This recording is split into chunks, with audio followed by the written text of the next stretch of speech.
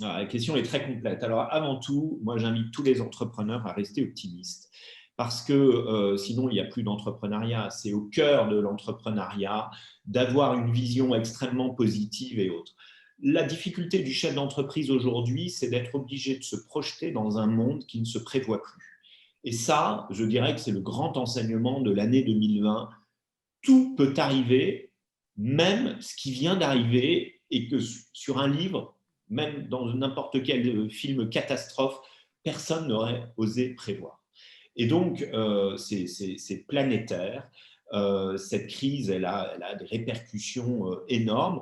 N'oubliez pas que c'est un traumatisme et que c'est un traumatisme pour les individus et que aussi bien salariés et chefs d'entreprise se retrouvent du même côté, pour une fois dans une crise, en tant que victime. Généralement, vous le savez très bien, vous accompagnez beaucoup de crises sociales, il faut toujours un coupable. Là, on a tous trouvé le coupable, hein. C'est toujours l'État, c'est l'État ou c'est la Chine. C'est souvent les deux. On est dans cette notion-là. Ce que vous évoquez, c'est la croissance n'est pas une fin en soi. Et effectivement, se projeter dans un monde qui ne se prévoit plus, ça veut dire, oui, il va falloir apprendre à gérer les cycles, à les vivre, il y en aura beaucoup. Je pense que nous vivons nos premières époques de confinement et qu'avec le réchauffement climatique, on entend 4 degrés sur le siècle, c'est nos enfants qui vont en pâtir dans pas mal d'années, et nos petits-enfants. Ça signifie qu'effectivement, il y aura peut-être des confinements, mais pour des raisons climatiques. Donc, tout ça fait réfléchir. Aujourd'hui, si vous voulez, moi je dis que plus que jamais, il faut former. Il faut former parce qu'il n'y a pas de changement sans acteur du changement. Il n'y a pas de transformation sans acteur de la transformation. Le dirigeant est le premier d'entre eux, mais les conseils d'administration doivent accompagner cette notion de transformation. Vous avez également les comités de direction, comités exécutifs qui sont les premiers acteurs du changement et le niveau du dessous. Et donc, dans toute entreprise, de quelle que soit sa taille, on a un top 10, un top 30, un top 50, parfois un top 200 quand l'entreprise de la taille de la Société Générale, c'est un top 200 par exemple. Ces gens-là, aujourd'hui, doivent être les moteurs de la transformation. Aude faisait référence tout à l'heure à une introspection. Moi, j'appelle ça, vous connaissez mon goût pour la philosophie grecque, la maïotique. C'est la maïotique socratique, c'est-à-dire qu'on est dans l'art d'accoucher les esprits. L'entreprise doit réfléchir sur elle-même pour pouvoir mieux se projeter. Elle doit réfléchir sur son ADN. Et en fait, tout ça, ça passe par trois questions, hein. Le who, le what et le why. Qui est l'entreprise, ce qu'elle est, ce qu'elle fait et pourquoi elle le fait. Plus que jamais aujourd'hui, vous allez voir, nous sommes poussés par ces nouvelles générations. La fin des Y et le début et en tout cas le début des Z qui arrivent sur génération Z qui arrivent sur le marché du travail. Tout le monde est dans une recherche éperdue de sens, du sens donné à l'action. Aujourd'hui, il faut être dans cette notion-là, mais il ne faut plus être des marins de temps calme, il faut être des marins de la haute mer. C'est la discussion d'ailleurs que j'avais eue à l'origine quasiment de mon école et de mon livre. C'était une discussion avec Nicolas Dufour en janvier 2019 où il me dit comment pourrais-tu réfléchir à ce qu'on ait des dirigeants qui soient vraiment des dirigeants de haute mer.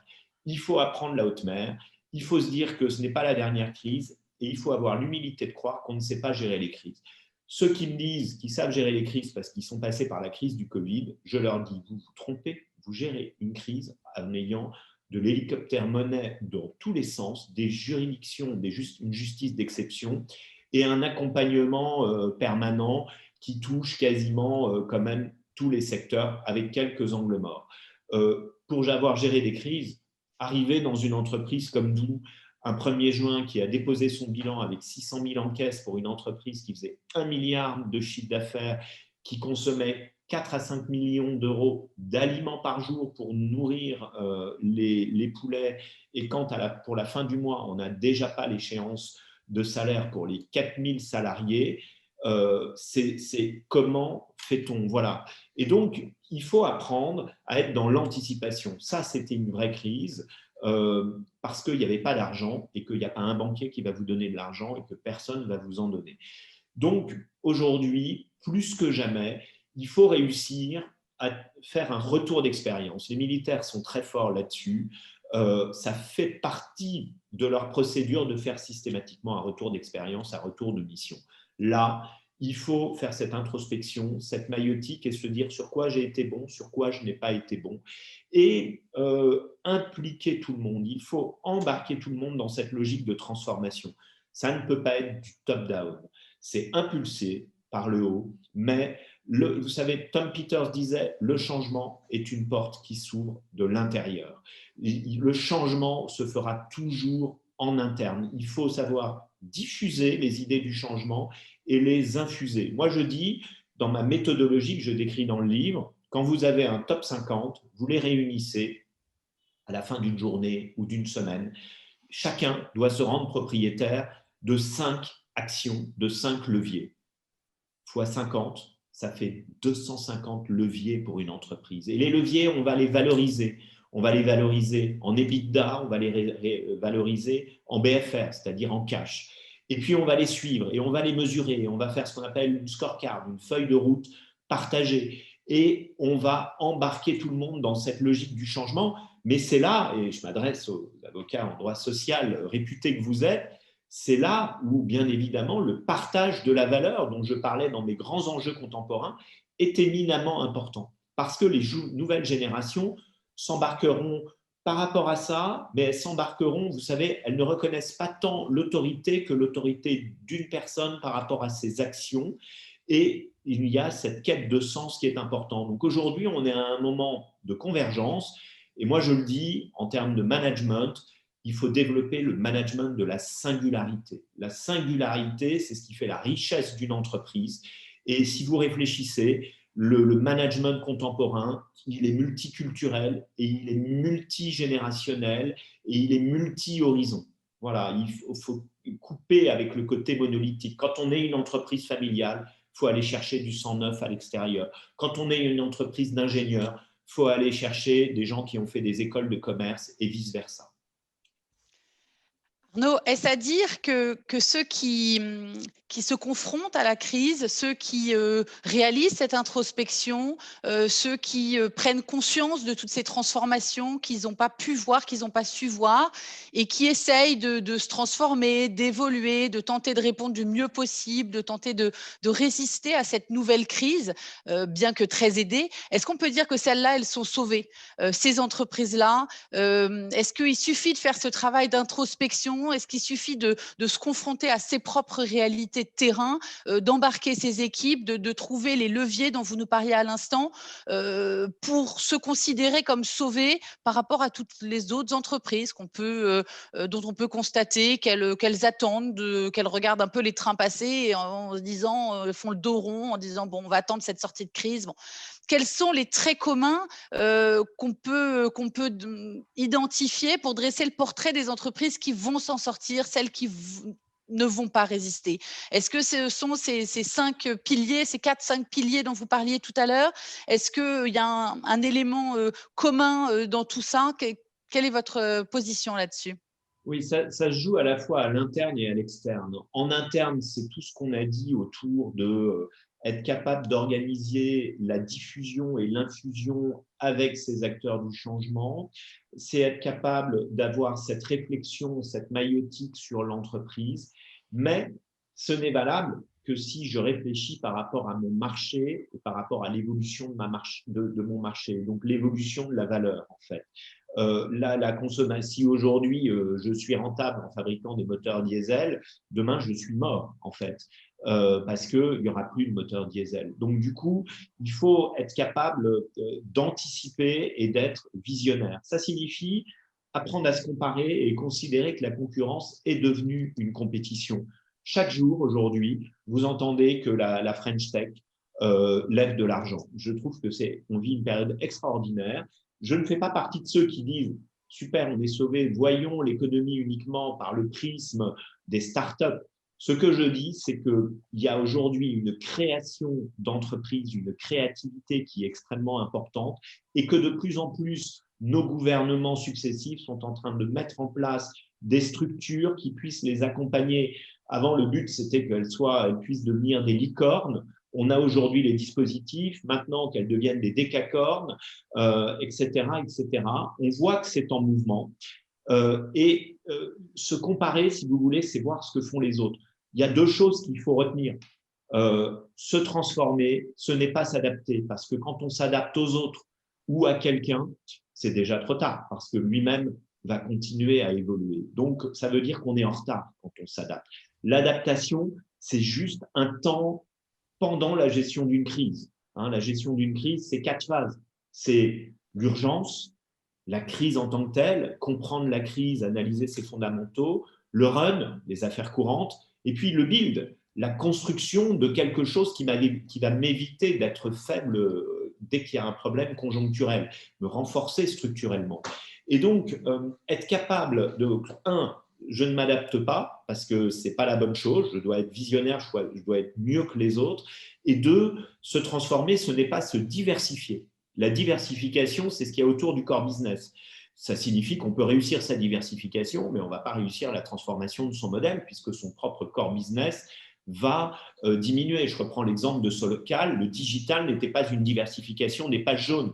C'était une substitution de canal et de médias par rapport à des annuaires papier qui étaient très utiles pour nous rehausser sur nos chaises quand on cherchait un coussin. Donc, c'est bien le core business que l'on atteint et c'est ça qui est important. Donc, cette vision du marché, et c'est là où je reviens à mon go-to-market, l'expérience utilisateur, c'est là où souvent d'ailleurs les Français doivent faire beaucoup d'efforts et je crois surtout que les organisations dont on parle, nous devons aller vers des organisations beaucoup plus agiles et apprenantes.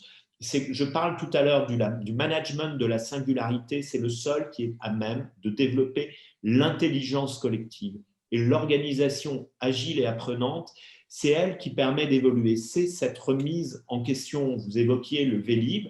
J'avais mis méthode Kaizen, un point de 15 minutes tous les jours à 13h45 pour vérifier que j'étais bien sur ma feuille de route. 15 minutes, pas 16. Parce que si ça ne tient pas en 15 minutes, c'est qu'on a un problème qui est beaucoup plus gros que ça. Et l'agilité, c'est d'être capable de dire, on pensait que ça aurait un impact, ça en a pas, donc on va faire autre chose. C'est donc être capable de tester, d'être capable d'implémenter, si vous voulez, et puis d'être capable à un moment, se dire, OK, on le fait à plus grande échelle. Et donc, c'est ça, cette agilité qui est nécessaire. Et croyez-moi que quand on arrive à créer, et on l'avait fait, et vous vous en souvenez, quand on avait perdu les subventions européennes pour Doux en janvier 2013, alors qu'on est en plein redressement judiciaire et que c'est 25 millions d'euros et que pour nous, c'est une décision létale, nous ne pouvons que mourir une fois de plus, c'est la deuxième mort de Doux quasiment. Je réunis le top 40. À la fin de la journée, on avait trouvé un plan de 20 millions de compétitivité. On avait généré 14 millions sur l'année, 18 millions en année pleine.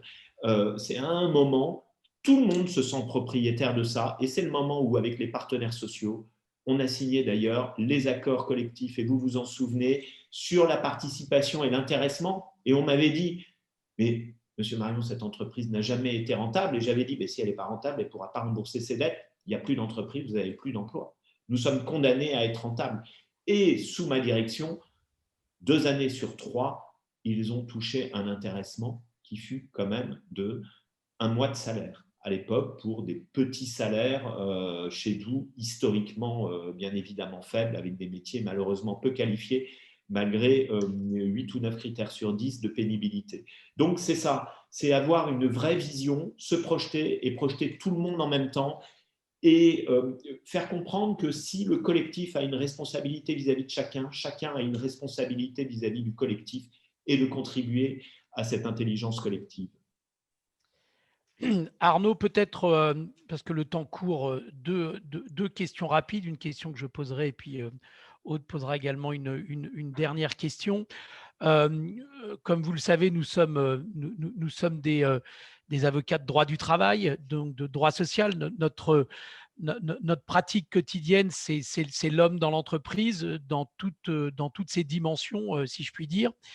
Il y a quelque chose qui, de mon point de vue, me frappe particulièrement dans la gestion de crise, c'est qu'en réalité, le moment de la crise, c'est peut-être le moment où nous avons le plus de démocratie sociale dans l'entreprise. C'est-à-dire le moment où finalement la direction prise par la situation de crise en tant que telle euh, se retourne vers les salariés de l'entreprise et leur demande des efforts qu'ils sont dans la plupart des cas prêts à consentir. Et donc, évidemment, la question que je me pose et que je vous pose, Arnaud, c'est de se dire, mais finalement, cette démocratie sociale, est-ce que une pratique quotidienne de la démocratie sociale, une pratique quotidienne du partage de la connaissance de la situation de son entreprise, de sa capacité à se projeter vers l'avenir, des pistes d'évolution qu'elle pourrait être amenée à explorer, ne serait pas finalement de nature à répondre à ce souci d'anticipation et permettre d'éviter de parler de crise, mais plutôt de parler de transformation et d'accepter même l'idée que l'entreprise se doit d'être dans une transformation permanente et non pas dans une logique de gestion de crise. Donc, une réflexion, votre réaction par rapport à ça en quelques mots, parce qu'il va nous falloir terminer cette interview. Puis ensuite, Aude aura également une dernière question à vous poser. Alors, vous prêchez un convaincu, comme vous le savez, parce que partout où je suis passé, j'ai toujours passé beaucoup de temps dans la discussion avec les partenaires sociaux et que le constat que j'ai fait, c'est que très souvent, dans les mêmes erreurs auxquelles je fais allusion dans mon titre, précisément, c'était un manque de dialogue social et de transparence. Je pense que la seule vraie façon de travailler avec les partenaires sociaux, c'est d'avoir une transparence. Moi, je me faisais les mêmes présentations dans mes comités d'entreprise que dans mes conseils d'administration, parce qu'ils méritent d'avoir le même niveau. Et je n'ai jamais eu un seul problème dans le secret des affaires. Jamais, jamais, jamais sur ce terrain-là. Ils avaient le droit de ne pas être d'accord, on avait le droit de ne pas être d'accord. Mais justement, je pense que c'est là où le chef d'entreprise, souvent, se trompe. Il se trompe de débat. Le dialogue social, c'est un dialogue au sens socratique. Ça ne veut pas dire que deux parties sont d'accord, mais ça veut dire qu'il y a un dialogue. Le but, et moi je le dis toujours à mes syndicalistes, à mes représentants du personnel, on n'a jamais dit qu'on devait être d'accord. Ce qu'on a dit, c'est qu'on devait échanger et tenir compte des points de vue des uns des autres. C'est éminemment important d'avoir cette démocratie sociale, ce dialogue, cette transparence et de prendre, vous savez, nous les dirigeants, finalement, on est beaucoup plus éphémères que les syndicalistes dans les entreprises qui sont souvent là sur le temps long. Et je pense aussi à leurs experts, les CECAFI ou les Syndex, qui accompagnent brillamment ces entreprises. Moi, j'adore leur rapport parce que je comprends tout. Et vous savez très bien qu'ils sont nos porte-voix, c'est-à-dire pas les porte-voix de la direction, mais en tout cas, ils sont les porte-voix d'une stratégie de la direction. Donc, ils participent à une très bonne information. Les partenaires sociaux, il faut les aider à donner la bonne information aux salariés. Et on arrive, vous parlez de, effectivement, vous êtes dans cette notion de prospective et de prévision. Pourquoi la GPEC, la gestion prévisionnelle des emplois, des carrières, etc., est si peu utilisée? À chaque fois que je suis arrivé, il n'y a jamais eu d'accord GPEC et moi j'en ai toujours conclu, parce que c'est un outil qui est absolument fantastique, qui est prospectif. On peut projeter les gens qui veulent partir, on peut projeter ceux qui vont partir à la retraite, on peut s'occuper du renouvellement des générations, de l'apprentissage, de tout ce cycle permanent dont l'entreprise a besoin. Et donc, je pense que ce n'est pas de la perte de temps, le dialogue social. Vous avez souvent les dirigeants qui sont tétanisés. Moi, à chaque fois que je suis arrivé, on m'a dit bon, il faut essayer de les virer. Aucune raison de virer. D'abord, ça ne se vire pas parce que ce sont des postes attribués au-delà des personnes et que finalement, les grandes gueules, on en a tous connu dans nos entreprises et autres, moi, je les aime beaucoup parce que ces grandes gueules, ce sont aussi des grandes gueules qui savent se battre pour leur entreprise quand l'entreprise va mal. Donc, les bonnes habitudes que l'on prend parce qu'on est contraint de le faire dans un environnement de restructuration, il faut les garder sur le temps long Et moi, je dis, n'envoyez pas les DRH dans les comités d'entreprise, envoyez non seulement les dirigeants, mais les comités de direction. Le directeur industriel, il doit se confronter à ceux qui vont rapporter les sujets du terrain. Le directeur commercial, c'est à lui de rendre des comptes sur pourquoi il a moins vendu ou autre. Et là, croyez-moi, ça change la donne parce que vous savez, les grandes réflexions dans les CODIR ou les COMEX de dire oh, ils nous embêtent, ils ne comprennent rien, etc. Ils disent plus ça après. Et donc, moi, je suis pour ce pragmatisme-là. La gouvernance de l'entreprise doit être le miroir du CSE et des organes sociaux des entreprises. Merci beaucoup Arnaud pour toutes ces précisions et c'est vrai que j'ai envie de finir sur une note optimiste parce que finalement ce qui ressort de nos échanges ce matin, c'est que cette crise du Covid, c'est pour beaucoup une chance, une opportunité et au sens noble du terme, pas une opportunité pour les opportunistes, une opportunité pour ceux qui veulent se confronter à leur réalité et qui ont envie de recentrer leurs priorités, d'aller vers plus de démocratie sociale, de profiter d'un moment de dialogue social de plus grande qualité. Et puis, une fois qu'ils ont recentré leurs priorités, ils seront nécessairement plus forts pour attaquer la sortie de cette crise, mais comme la sortie des crises d'une manière générale. Et de manière anecdotique, ça m'a amusé alors que je ne suis pas totalement fluente, de prendre connaissance de la traduction en chinois du terme crise. Et c'est vrai que, Arnaud, vous allez peut-être pouvoir nous rappeler, et c'est pas un piège, hein, comment on dit crise en mandarin? Oui, c'est Weiji, c'est-à-dire ces deux idéogrammes, c'est à la fois danger et opportunité. Et effectivement, c'est ce qu'il faut voir. Et le but des transformations et de la gestion de crise, c'est de rendre l'entreprise résiliente, amortir les chocs. Mais moi, je vais un pas plus loin, au sens de Nassim Nicolas Taleb, antifragile, une réponse convexe au choc. Je me renforce avec un choc.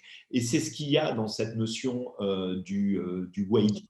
Et pour ça, et permettez-moi d'avoir ce mot de la fin, c'est important aussi que les chefs d'entreprise se fassent entourer de spécialistes. À chaque fois qu'on a envoyé un spécialiste d'un secteur gérer une crise, ça s'est mal passé parce que sa bande passante, elle est absorbée par les difficultés. Donc, il faut savoir répartir les choses. Le chef d'entreprise doit continuer à s'occuper le plus possible de son business et de le faire tourner pour ne pas créer une crise dans la crise 6 mois ou 12 mois après, premièrement. Et donc, ça signifie qu'il faut qu'il ait des spécialistes autour de lui. Moi-même, et pourtant, vous savez que je connais bien ces sujets-là, je prends toujours des avocats spécialisés. On a besoin de spécialistes. Et notamment en matière sociale, vous êtes les seuls à pouvoir faire évoluer aussi les organisations vers cette intelligence collective, vers des organisations qui sont apprenantes et agiles, et à faire comprendre que le dialogue social, ce n'est pas une perte de temps, mais qu'au contraire, que tout le monde va y gagner et que c'est comme ça qu'on va se renforcer parce que la résilience, tout le monde a y gagné et les salariés en premier parce que la résilience et l'antifragilité, c'est ce qui permettra de développer, de garder les emplois d'aujourd'hui et peut-être de développer les emplois de demain. Merci Arnaud. Peut-être moi également un mot de conclusion. Ce qui m'a frappé dans vos propos et dans votre livre, c'est l'importance que vous consacrez à la philosophie. Et pourquoi est-ce que je dis ça? Je dis ça parce qu'en réalité, lorsque l'on est confronté à une situation de crise, quelle qu'elle soit, on a besoin, et vous l'avez évoqué, on a besoin de retrouver du sens aux choses. Et le discours philosophique, c'est un discours qui permet de rechercher, peut-être pas nécessairement de trouver toujours la solution d'ailleurs, mais de rechercher du sens aux choses que nous faisons. Vous avez évoqué le discours socratique à plusieurs reprises, le débat, la richesse du débat.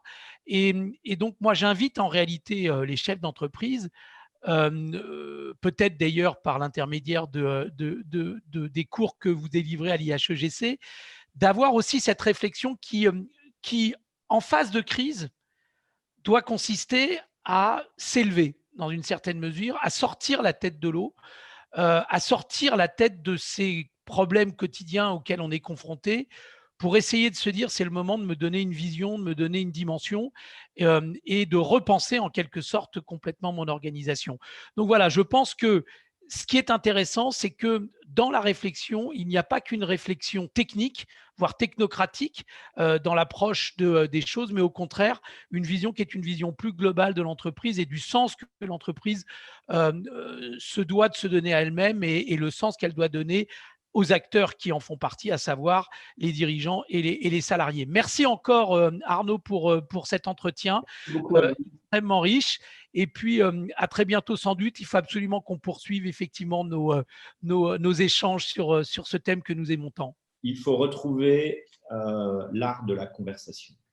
Voilà. Et c'est ce qui permettra aux chefs d'entreprise d'évoluer. C'est quelque chose qui me tient à cœur. Merci à Vaughan, merci Aude, merci Bruno, ravi de vous avoir retrouvé. À très bientôt. Arnaud. Merci Arnaud, au revoir. Au revoir.